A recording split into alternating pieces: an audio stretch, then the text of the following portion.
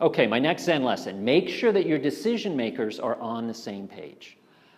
Usually our decision makers in a home remodel are husband and wife. They don't necessarily have to be. You know, sometimes I've had ones before where the father is making the decisions. It's the couple's doing it, but the father's paying for it. So now the father's got to be involved as the decision maker. But they need to be on the same page. But when it comes to husbands and wives, I think it's really important. You've probably all seen the studies that say that, you know, a home remodeling project is one of the most stressful things that a couple can go through. And it's right up there with, you know, losing a job or one of the spouses having an affair or trouble with the kids. So, you know, I tell my couples sometimes, I say, you know, do you know what the most expensive part of a construction project is? Does anyone want to guess? Therapy? Therapy's close. So, you know, I usually get, well, it's the cabinetry or it's the flooring or whatever. I say, no, it's the divorce. So that's the one cost in a construction project you want to avoid, if at all possible. And you can really help to do that by making sure that your husband and wife stay on the same page. Emails are great for that. I always CC the spouse, even if they tell me they don't need to. Oh, I'm sorry, I forgot, I put her on there as well.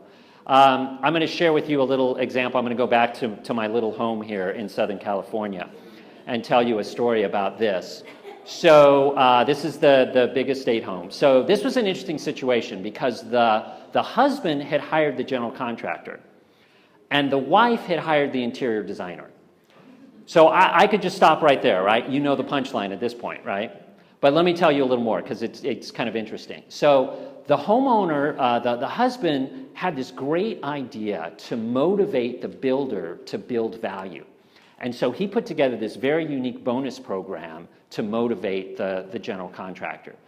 This was his plan. At the end of the project, he was going to have the property appraised. And then he was going to have the general contractor participate in 1/3 of the difference in the value of what the house was worth versus what it cost to build. So he had this great plan to really motivate the general contractor to save money. Because if he could cut 30 grand out of the budget, that was $10,000 in his pocket. But he had to do it in a way that wouldn't decrease the value of the property. So the wife, meanwhile, she's working with this interior designer, and the wife had very expensive tastes.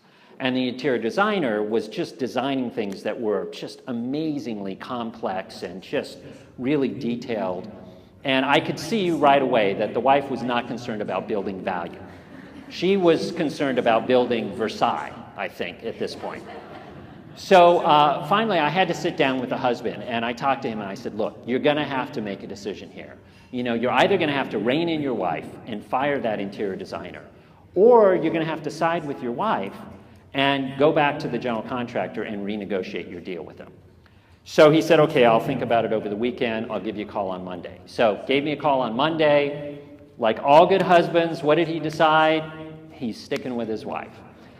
So I said, okay, we got to meet with Brian, our general contractor. We did. We renegotiated his deal. We basically just gave him a flat fixed fee based on just the cost of the job and not any kind of a percentage.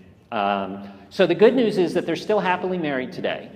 And they ended up with an incredible house. This house came in, by the time we were done, it was close to $1,000 a square foot. So this is her closet. So hand-carved cabinets here. We've got gold inlaid, detailed moldings. The knobs on the handles, those are crystal. They aren't just crystal, they're Swarovski crystal. So I'm sure you guys build these kind of closets all the time here, right?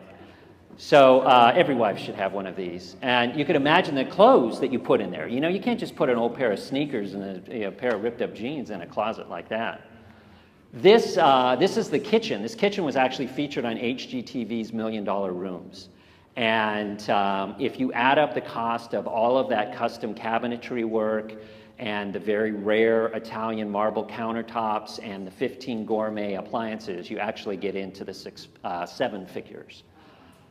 So this is the one of 4 stoves that are in the kitchen. This is a French gourmet cooking stove. So it's just for baking pastries, and it costs more than a sports car.